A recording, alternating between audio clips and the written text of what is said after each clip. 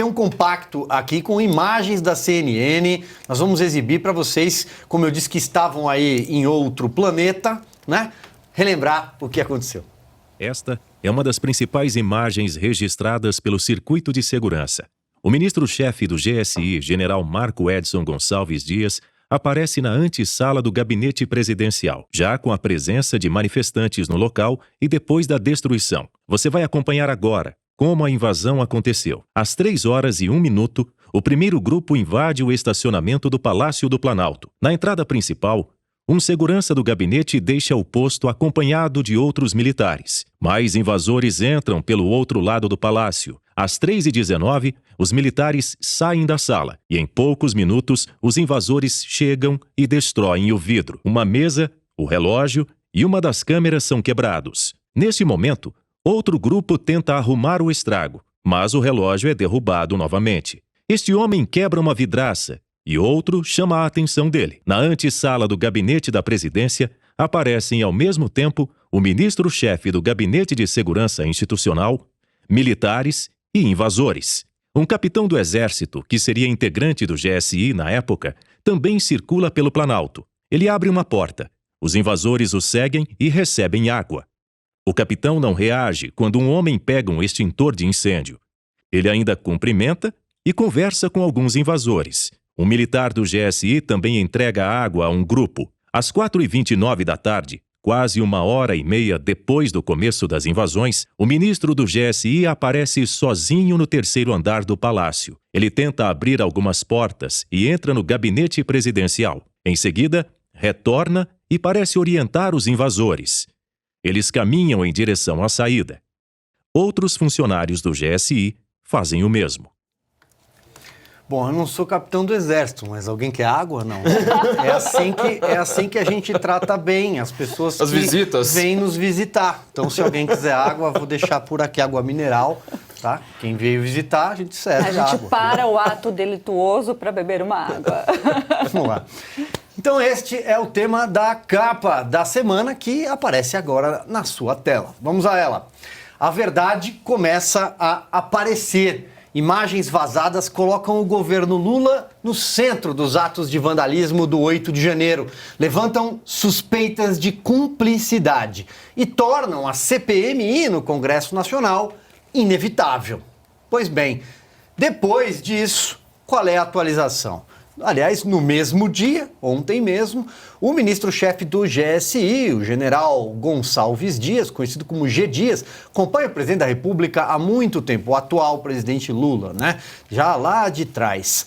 Então, ele foi o primeiro ministro, o breve, a deixar o cargo. Aliás, digo com segurança que um modus operandi completamente diferente de qualquer governo do PT, um ministro deixar o cargo com menos de 120 dias.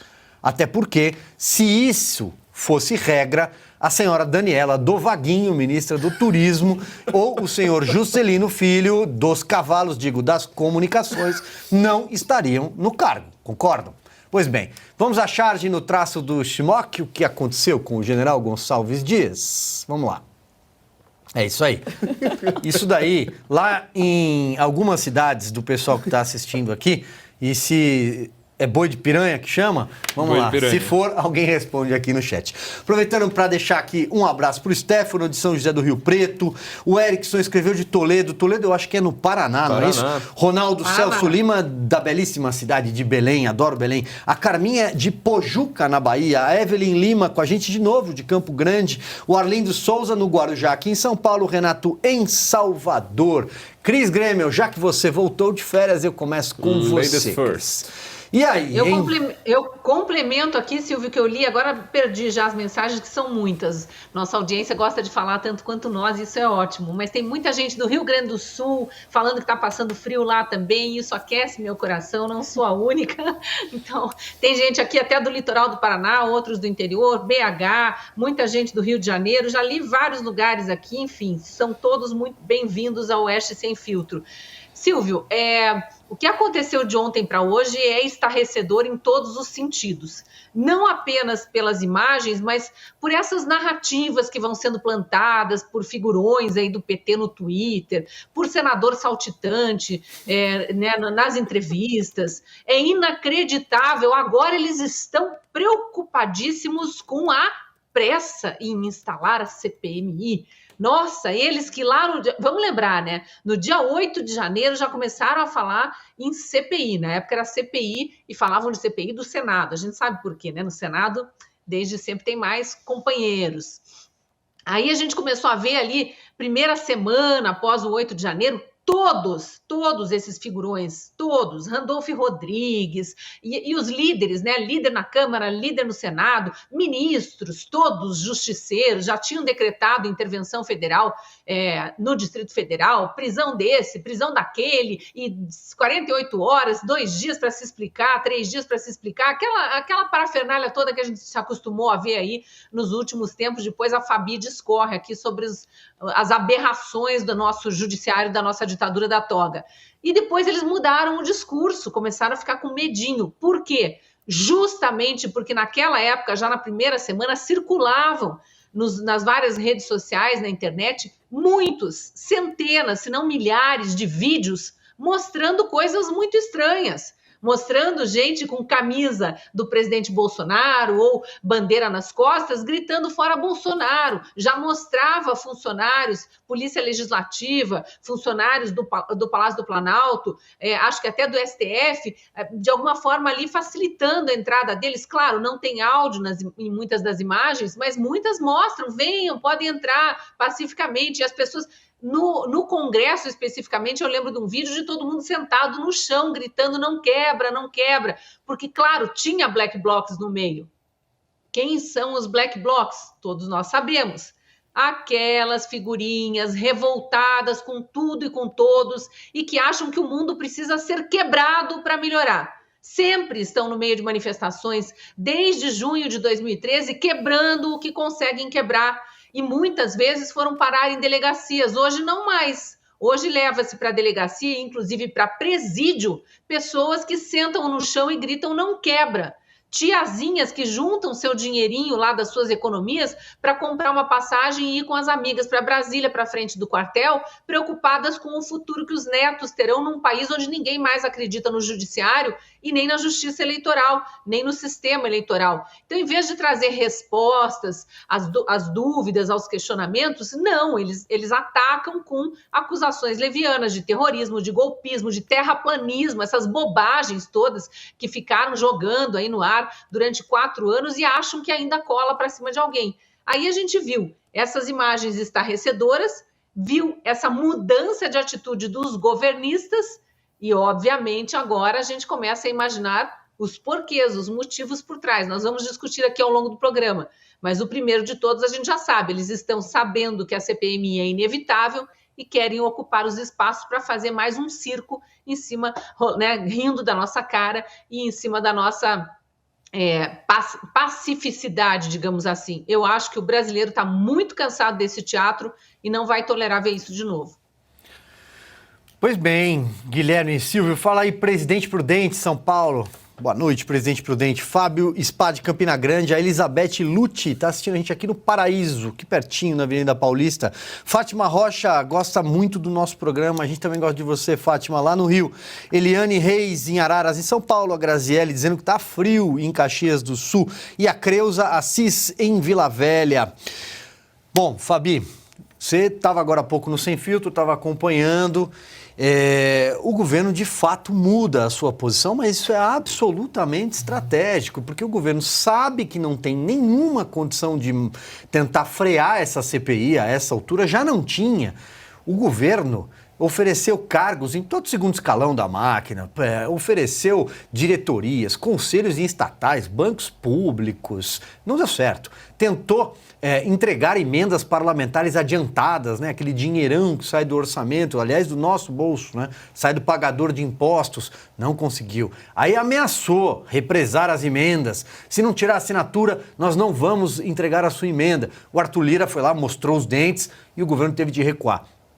Pois bem, Contava com o quê? Com o senhor Rodrigo Pacheco. Rodrigo Pacheco fez o que pôde também, empurrando essa CPMI com a barriga. A última vez foi justamente nesta semana, quando ele deveria sim ter realizado a sessão do Congresso Nacional.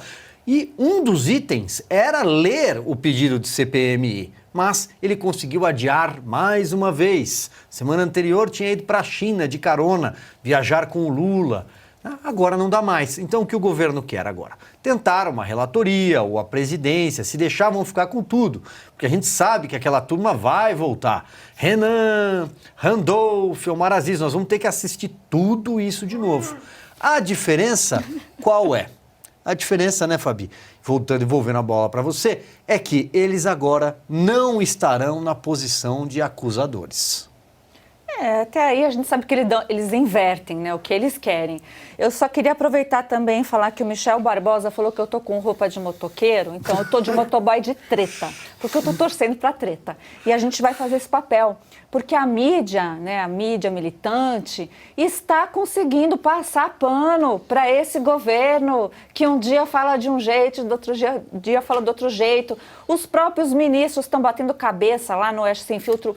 O Augusto Nunes falou uma coisa muito legal mesmo, eles não combinaram as narrativas. Então a gente vê, né, quando não tem argumento, aí faz como o ministro Padilha, né, fala de terraplanismo, umas coisas bem bizarras. Mas o importante aqui é que a gente tem bastante coisa para dissecar e trazer para a treta. Então você, minha senhora, meu senhor, que está do outro lado aí, chateado, porque hoje é quinta-feira e não para de chegar notícia ruim, se anime conosco, porque é na tragédia que a gente vai arrumar força para enfrentar tudo isso. E aí eu fiquei até bem exaltada no Oeste Sem Filtro, e vou já emendar aqui, com a última decisão do ministro Alexandre de Moraes, que acabou reafirmando a prisão do Anderson Torres por outro motivo, né? O motivo que ele está preso, né? Uma coisa assim, no mesmo processo, eu não sei o que nome dar a isso. Vocês podem aqui, com criatividade, elegância e pudor, falar aqui no chat. A gente gosta dessa interatividade, mas vocês imaginam a cabeça de alguém que preza pelo direito, que quer dizer que o Brasil ainda existe legalidade, mas a gente preza pela legalidade. Então, vamos lá, né? A gente tem bastante assunto para falar, mas eu queria falar do do boi de piranha. Eu estou falando que é um boi de piranha, né? A nossa charge. Eu já não colocaram ele de boi, mas eu já coloquei ele de boi. E aí, olhando as unhas assim, né? Com o Lula fino. É o Lula meio Randolph. Ele tá cheinho mesmo, né? Lula diferente. O general Gonçalves Dias está um pouco cheinho. Aliás, tem um meme, viu, Fabi, que mandaram aqui pra gente nas redes sociais, separados pelo nascimento, o general Gonçalves Dias. Vamos dar uma olhada. Olha lá, é o tio Chico. Parece, vai. Pior que a boca ficou parecida, isso que me impressionou. Até o ângulo tá igual. Coitado do tio Chico. Nariz. Parece, não parece? Quem acha que parece? A sombra do nariz, tudo ali, olha só que coisa impressionante. Única Então coisa diferente aí a sobrancelha, mas é a expressão, né? É verdade. Mas talvez ele tenha ficado assim depois que ele foi ao médico apresentar aquele atestado fajuto, claro. né? Isso. Que não tem nem a CID. Falsidade ideológica. Alguém aqui já apresentou um atestado sem a CID, né? Que é o Controle Internacional de Doenças exigido pela OMS. Se você chegar no seu emprego com um atestado feito ali num papel amarrotado e falar, tá aqui, eu tive um quadro clínico agudo. É mentira. 2 horas depois ele estava com o Lula entregando o boné. Na verdade seria demitido. 2 horas depois e 3 horas depois ele estava lá dando entrevista para assessoria de imprensa. Eu ia falar assessoria de imprensa. Dando entrevista para a Rede Globo, para a Globo News. Pô, brincadeira, hein, Flávio?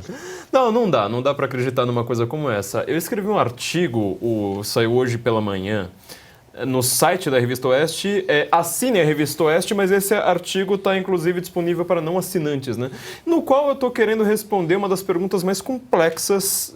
Na verdade, a resposta é bem simples, mas que ela é que vai, a meu ver, tumultuar bastante a narrativa que estão querendo implementar aqui. Por que é que a esquerda queria o 8 de janeiro? Para mim, a resposta é muito simples. É só você olhar para o 6 de janeiro de 2020 lá nos Estados Unidos, ou seja, o Joe Biden. Ele ficou comentando o tempo todo, o 6 de janeiro foi a maior ameaça à democracia americana desde a Guerra Civil. Até o Glenn Greenwald foi lá e comentou, falou assim, mas espera aí, você teve Pearl Harbor, você teve o atentado no prédio em Oklahoma, você teve o 11 de setembro.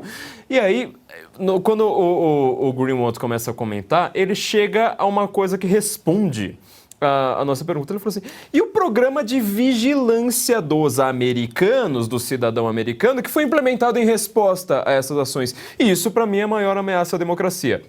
O que acontece hoje é justamente isso, ou seja, a esquerda está querendo se posar de vítima. Ora, tem fascistas, tem nazistas. É muito mais fácil você dizer que está lutando contra nazistas, principalmente quando esse bando de nazista é um monte de velhinha, aposentado, caminhoneiro, gente simples, gente que não é capaz de roubar nada, gente que está lá justamente falando, olha, eu quero ter mais segurança porque eu sou uma pessoa pobre, muito alvo de assalto, então eu tô aqui aposentado, sabe, tem um ato lá de desespero, gente muito simples mesmo, né? Gente estudada, não adianta ficar tirando sarro dessas pessoas, como faz grande parte da mídia. É muito fácil você falar assim, olha, essas pessoas são nazistas, então eu preciso de um estado de exceção constante. Ora, o Silva acabou de falar aqui, agora tem Randolph, Renan, a gente vai lembrar de Omar Aziz, dessa turma toda. O que eles fizeram na última CPI do circo, aliás, da Covid?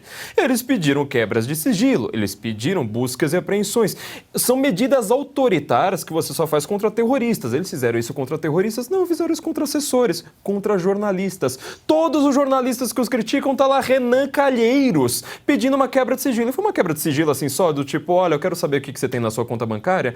Não, pediram cópia do iCloud. Todas as fotos privadas das pessoas, pediram todas as mensagens privadas em todas as redes sociais, todos os e-mails, todas as geolocalizações, quiseram transformar celular em espionagem, ou seja, isso não é vigilância, isso é espionagem, isso é uma ditadura. Para você instaurar uma ditadura, você só precisa chamar um monte de velhinha de nazista. É por isso que a esquerda precisou colocar as pessoas dentro aqui, ali da Praça dos Três Poderes.